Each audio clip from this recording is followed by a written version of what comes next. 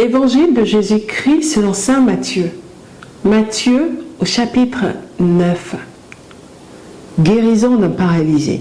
Jésus monta donc dans la barque, retraversa la mer et vint dans sa ville. Voici qu'on lui amenait un paralysé étendu sur une civière. Voyant leur foi, Jésus dit au paralysé, « Confiance, mon fils, tes péchés sont pardonnés. » Or, quelques scribes se dirent en eux-mêmes, « Cet homme blasphème. » Voyant leur réaction, Jésus dit, « Pourquoi réagissez-vous mal en vos cœurs?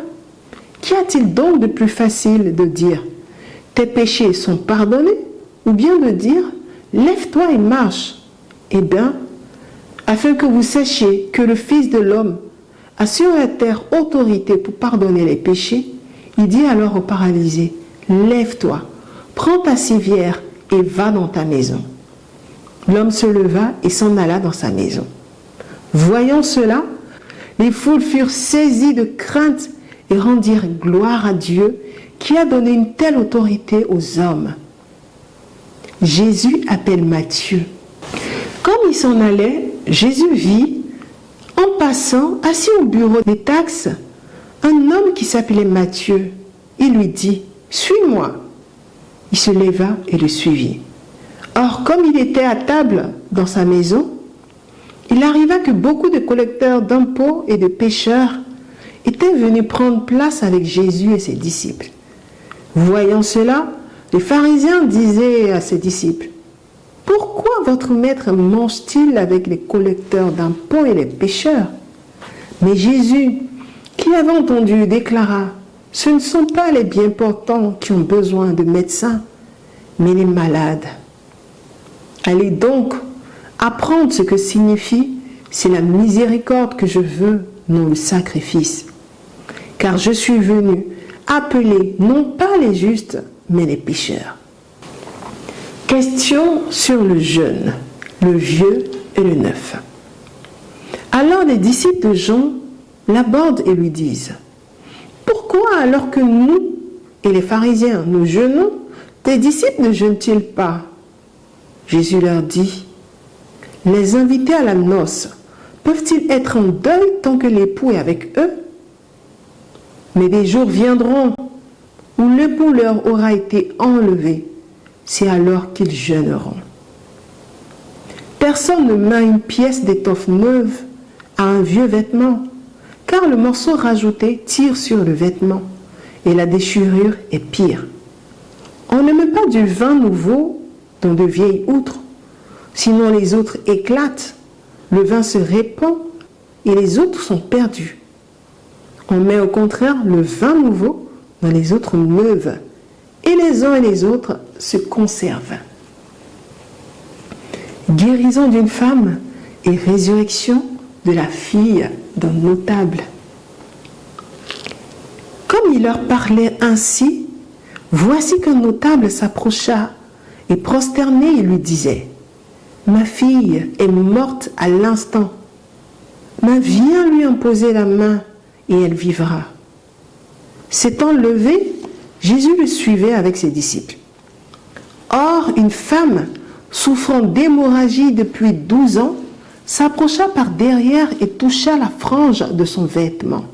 Elle se disait, « Si j'arrive seulement à toucher son vêtement, je serai sauvée. » Mais Jésus, se retournant et la voyant, dit, « Confiance, ma fille, ta foi t'a sauvée. » Et la femme fut sauvée dès cette heure-là.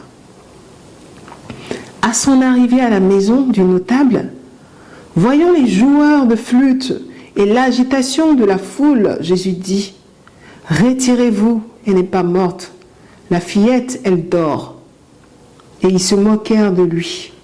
Quand on eut mis la foule dehors, il entra, prit la main de l'enfant et la fillette se réveilla. La nouvelle s'en répandit dans toute cette région. Guérison de 2 aveugles. Comme Jésus s'en allait, 2 aveugles le suivirent en criant, « Aie pitié de nous, fils de David !» Quand il fut entré dans la maison, les aveugles s'avancèrent vers lui et Jésus leur dit, « croyez-vous que je puisse faire cela? Oui, Seigneur, lui disent-ils. Alors il leur toucha les yeux en disant, qu'il vous advienne selon votre foi. Et leurs yeux s'ouvrirent. Puis Jésus leur dit avec sévérité, attention, que personne ne le sache. Mais eux, à peine sortis, parlèrent de lui dans toute cette région, guérissant d'un possédé muet. Comme il sortait, voici qu'on lui amena un possédé muet. Le démon chassé, le muet se mit à parler, et les foules s'émerveillèrent et dirent, jamais rien de tel ne s'est vu en Israël. Mais les pharisiens disaient, c'est pas le chef des démons qui chasse les démons. Jésus et les foules sans berger. Jésus parcourait toutes les villes et les villages. Il y enseignait dans leurs synagogues, proclamant la bonne nouvelle du royaume et guérissant toute maladie et toute infirmité. Voyant les foules, il fut pris de pitié pour elles, parce qu'elles étaient harassées et prostrées comme des brebis qui n'ont pas de berger. Alors il dit à ses disciples, la moisson est abondante, mais les ouvriers peu nombreux. Priez donc le maître de la moisson d'envoyer des ouvriers à sa moisson.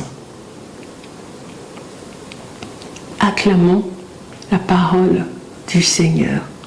Louange à toi, Seigneur Jésus.